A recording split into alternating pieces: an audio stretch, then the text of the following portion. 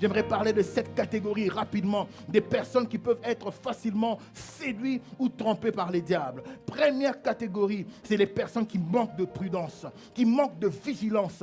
La vie chrétienne que nous menons est une vie de prudence. La Bible nous dit que nous sommes exposés aux loups, nous sommes exposés aux gens qui sont méchants, nous sommes exposés aux gens qui veulent tuer notre foi. Oui, j'ai dit, on a des problèmes, on a des difficultés. Oui, ça peut nous rendre vulnérables. Les choses que nous manquons peuvent nous rendre vulnérables, mais que cela puisse ne pas être une raison pour nous de mordre à l'hameçon du diable. Proverbe 14:15 nous dit, l'homme simple croit tout ce qu'on dit, mais l'homme prudent est attentif à ses pas. Je prie que tu puisses être attentif à tes pas dans le nom de Jésus. Je prie que tu puisses être attentif, que tu puisses être prudent selon les termes de l'Écriture. La deuxième catégorie, les gens qui manquent la maturité et de jugement spirituel, qui n'ont pas de discernement,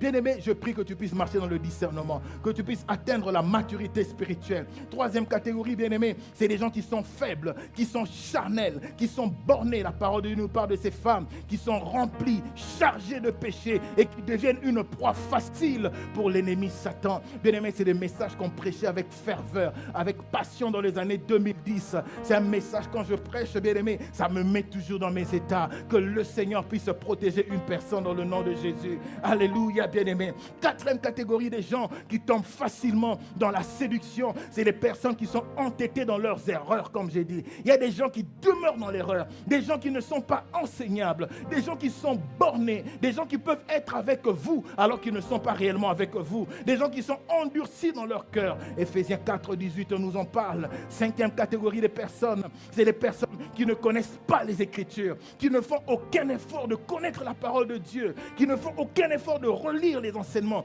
de relire ce qui leur sont enseignés, des gens qui ne vérifient pas les choses à la lumière des Écritures. Bien-aimé, moi, chaque fois qu'un homme de Dieu prie, à chaque fois qu'un homme de Dieu enseigne, parle, bien-aimé, j'essaie toujours de vérifier l'authenticité des Écritures. Est-ce que c'est que j'ai lu, ce que j'ai entendu est scripturaire et biblique? Oui, bien-aimé, je parle toujours de la révélation et de la transpiration. Ce n'est pas parce qu'un prédicateur prêche à haute voix qu'il dit la vérité. Ce n'est pas parce qu'un prédicateur transpire en prêchant que ce qu'il a dit est le fruit ou le résultat de la révélation. Tu peux bien transpirer, tu peux bien prêcher à haute voix comme je suis en train de le faire et prêcher dans l'erreur, transmettre l'erreur et déformer la foi des gens.